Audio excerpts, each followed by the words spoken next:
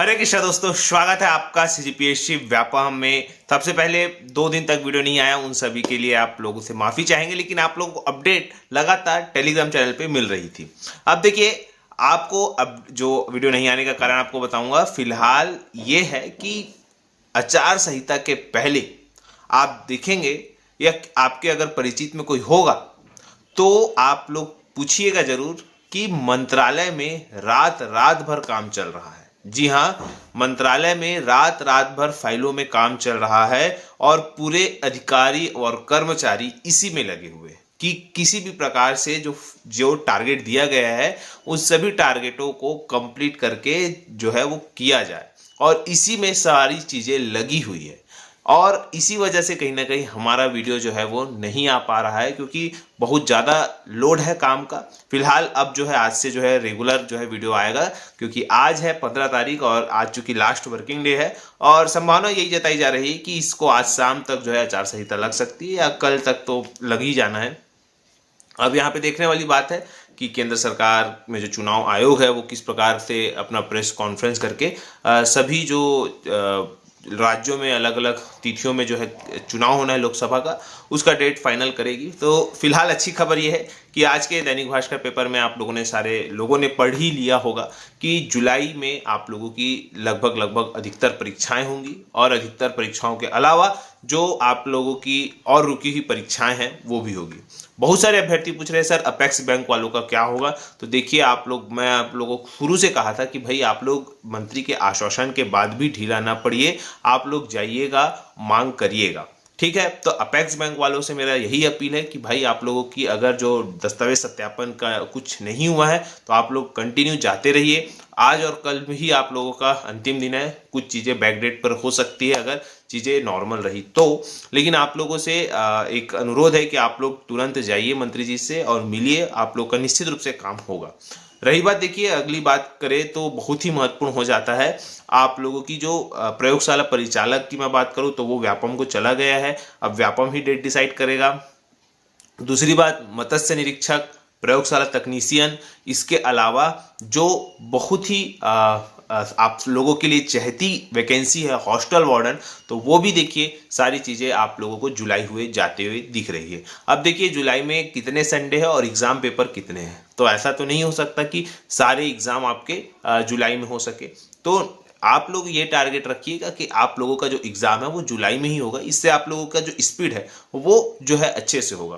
फिलहाल आप लोगों को 2 महीने का समय दिया गया है, घूमने फिरने के लिए नहीं दिया गया है, शादी ब्याह में जाने के लिए नहीं दिया है। आप लोगों को 2 महीना कमरे में बंद, अपने आप को बंद करके तैयारी करने के लिए दिया गया है, ताकि आप लोग एक पद प्राप्त कर सकें।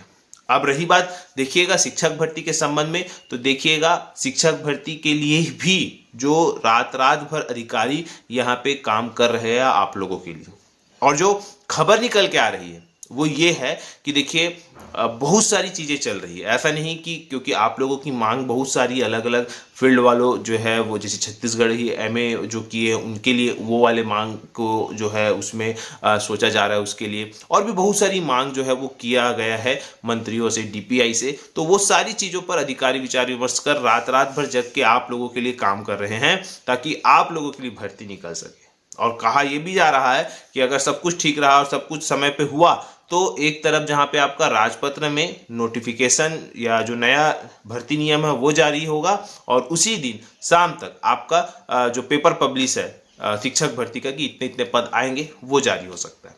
तो ये पूरा का पूरा खेल बस कुछ ही घंटों का है, कुछ ही समय का है। उसके बाद आप लोगों को भी मालूम चल जाएगा कि आचार संहिता के पहले क्या क्या भर्ती निकली है और आपको कौन कौन सी भर्तियों को टारगेट करना है। फिलहाल देखिएगा, जो लोग अभी तक कोई भी टारगेट नहीं कर पाए हैं उनसे अनुरोध यही है कि भाई आप लोगों को कोई ना कोई एक पद जो है टारगेट करना पड़ेगा। चाहे आप लोग 10वीं का जो योग्यता रखने वाले हैं, जिसमें कि प्रयोगशाला परिचालक वाला है, उसकी तैयारी करें क्योंकि उसमें 440 पद है। अगर आपको हॉस्टल वार्डन की तैयारी करना है जिसमें 300 पद है, उसकी तैयारी करें। इसके अतिरिक्त जो टेक्निकल वाले हैं, टेक्निकल वाले भी अपने फील्ड की तैयारी करें, खासकर जेई एई वाले, सिविल वाले हो तो अन्य जो ब्रांच वाले वो भी तैयारी करिए। क्योंकि देखिए स्टेट इंजीनियरिंग सर्विस का जो है पिछले कुछ दिनों पहले मैकेनिकल वालों का शायद रिजल्ट आया है। तो देखिए अभी सिविल वालों का 18-19 तक चलना है, तो निश्चित रूप से आप लोगों का जो रिजल्ट है वो भी आ जाएगा।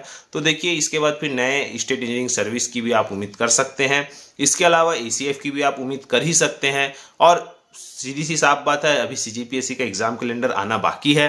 तो सारी चीज़ें आप लोगों के फेवर में है। और रही बात देखिए 1 लाख भर्ती करना है, तो वो भी एक अच्छा मुहिम है सरकार का। और सरकार ने एक नया विभाग भी गठन किया है, 98वां विभाग, 98वां मतलब 58वां जो है डिपार्टमेंट है।